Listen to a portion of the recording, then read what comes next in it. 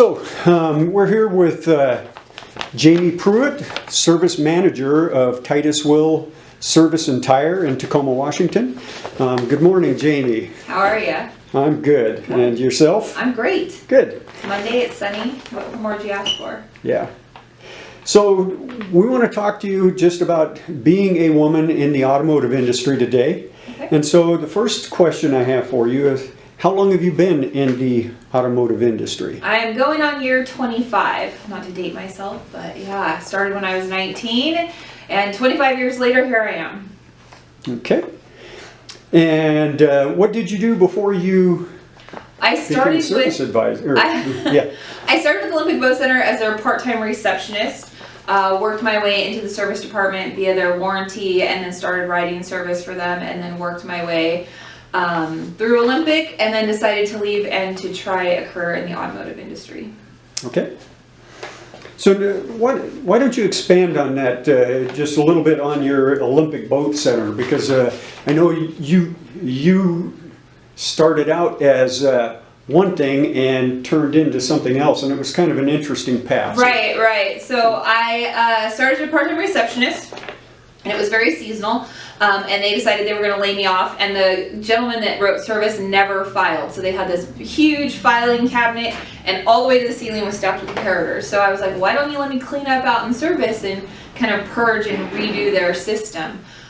So got that all done, and then they were like, nope, that's it, we're going to lay you off. And I'm like, well, why don't you let me go through and do their warranty? Because they had never kind of caught their warranty, they had never gone through and purged their warranty work, and so they had like $60,000 in back owed warranties. So we got that all caught up and paid up, and then the internet came about, and one of the guys met a girl online and decided he was selling everything and moving to California.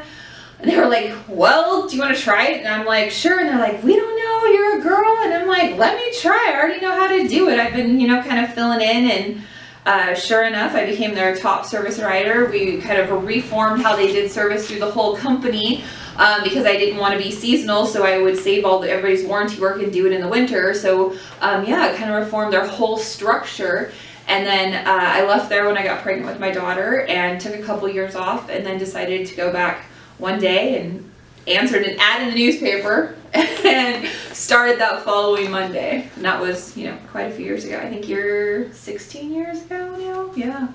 Cool. A bit. Okay, and so you kind of already answered this question somewhat, but what got you into the automotive industry?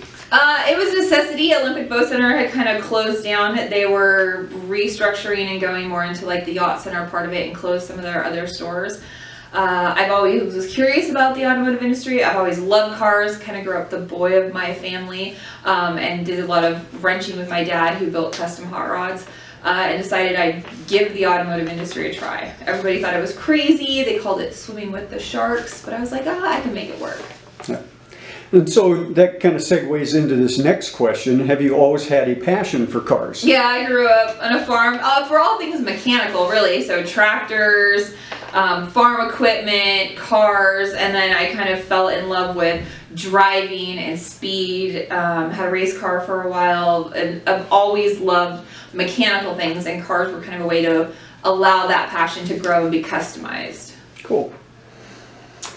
And then the next question is, do you have a favorite car, truck, or motorcycle, or a dream car, truck, or motorcycle that you'd like to own someday? Well, who wouldn't want a Bugatti? But I mean, there's a million different things. I love classics. I love all the current stuff. I kind of live the car culture for what the car culture is, and it's dwindling in certain areas, but then really growing in other areas, and that's really exciting. I just was down in Arizona for Dino's Get Down for the 10th year car show down there, and it's really neat to see the car culture in the southern states kind of growing and becoming more towards the classics than, the newer stuff.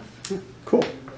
And then what are your hobbies outside of automobiles? Well, cars outside of automobiles. I ride on an equestrian drill team, have horses, and do photography. Okay, cool. And then what about family?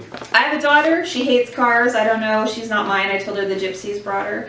As she's getting older, she kind of likes cars a little bit, but they're more like point A to point B for her. As long as they tow her horses, she's happy. Okay. And then she is a competitive equestrian person too. Yeah, isn't she rides, a competitive drill team, and then also does some other ranch cow stuff, yeah. Okay.